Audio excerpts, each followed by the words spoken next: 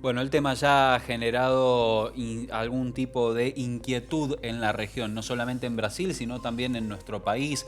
¿Qué es el coronavirus? ¿Qué es lo que implica esta enfermedad? Para todo esto nos acompaña el director de epidemiología, Rubén Cerchay. Buen día, Hola, buen Rubén. día. ¿Cómo le va, Rubén? Bueno, ¿qué es el coronavirus primero? Coronavirus en realidad es un virus que se conoce de hace muchos años. Es una familia de virus, en realidad son numerosas, perdón. Pero en general da patología leve. Cuadros tipo resfríos, a lo sumo un estado gripal, en general moderado, salvo que digamos, cambie su estructura antigénica o molecular, y ahí sí puede dar situaciones más graves. Los antecedentes más conocidos son el brote en 2002-2003 del famoso SARS, que era el síndrome agudo respiratorio, que fue causado por un coronavirus que había mutado, y después más cercano en el año 2015, el MERS coronavirus, que es un coronavirus que se brotó o apareció en Medio Oriente.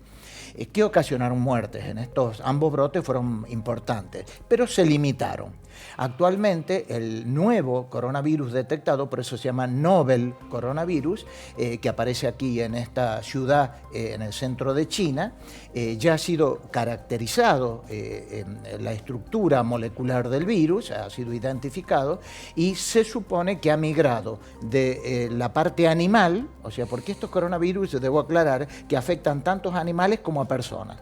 El problema es que cuando hay una transmisión de animal a persona y ahí queda, es menor el impacto, pero cuando de persona se transmite a otra persona, que es lo que ya ha sucedido en este momento, la gravedad es mayor. Una mutación, digamos. Exactamente, normalmente uno le dice una mutación, son cambios en la estructura molecular del virus. Claro. El virus es una forma infecciosa primitiva que no puede vivir fuera de un ser vivo. Claro. Es decir, o necesita un animal o una persona para poder multiplicarse y a su vez transmitirse a otros. Bueno, en este caso, coronavirus era más frecuente en el tema animal, pero lamentablemente por el contacto directo, ya sea a través de la manipulación de animales o la ingestión de sus productos, en este caso este mercado que es inmenso porque tiene más de 1.500 empleados, manipulaba productos de mar, pero también animales, no solo de crianza en lugares, en corrales y demás, sino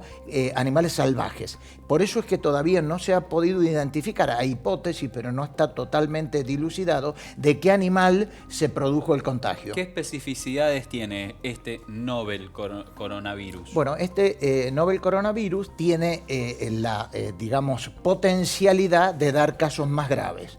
Si bien los casos notificados hasta el momento, en su mayoría, eran personas que tenían factores de riesgo, es decir, o personas de mayor edad que su sistema inmunológico va envejeciendo y pueden complicarse, esto es similar como pasa con la influenza. Los famosos grupos de riesgo que nosotros hablamos para influenza, bueno, esto se está aplicando a este caso de coronavirus. Entonces, enfermedades que tienen personas que tienen una enfermedad de base, una enfermedad crónica, o personas de edad avanzada, es donde el impacto es mayor en cuanto a riesgo de vida.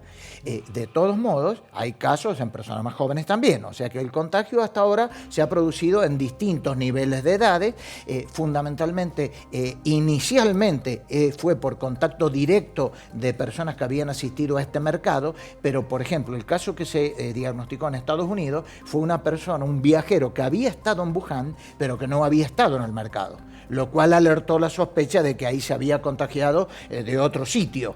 ¿Y todos los contagios que se han dado, digamos, el resultado ha sido la muerte o ha habido algunas curaciones? Claro, no.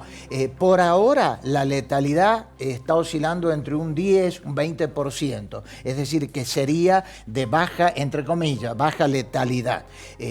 Pero estamos hablando de un virus que se está transmitiendo de persona a persona y que eventualmente, si llegara a tener una incidencia alta, hablamos de incidencia alta cuando son muchas las personas que tienen la infección, un 10% de muchas personas en números absolutos es importante. O sea que esto de la letalidad es un aspecto que se evalúa, pero no el único. Acá se está evaluando el número de casos, que es la incidencia de la enfermedad, la letalidad, que es el número de las personas que se enferman, el número que mueren y también la transmisibilidad.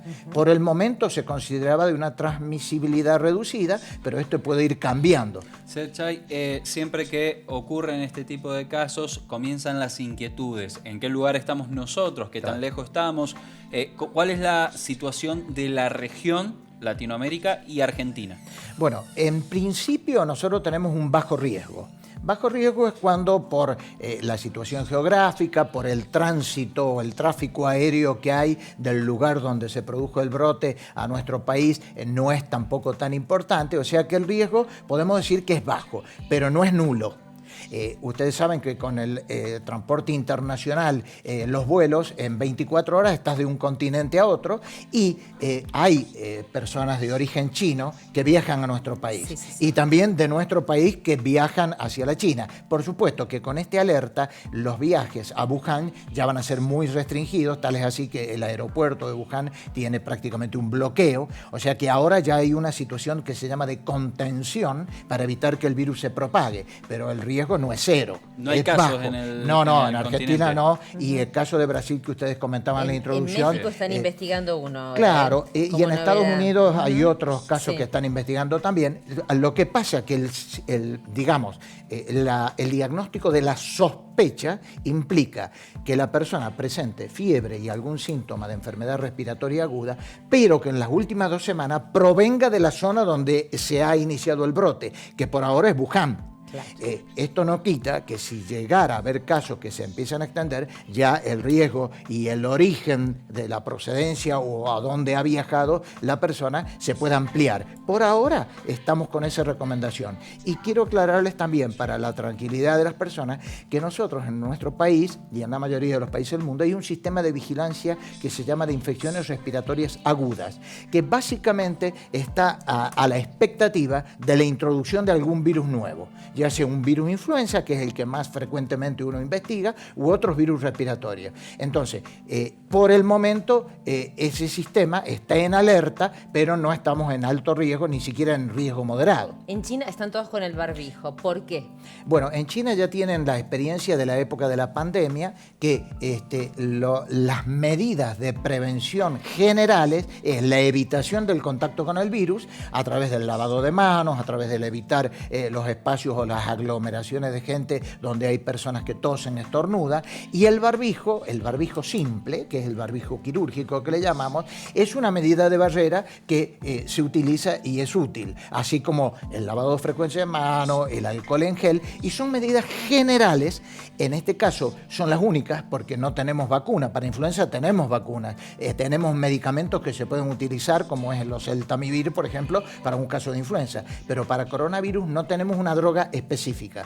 Por lo tanto, hasta tanto existan estos elementos, las medidas preventivas son las fundamentales. Bueno, muy claro.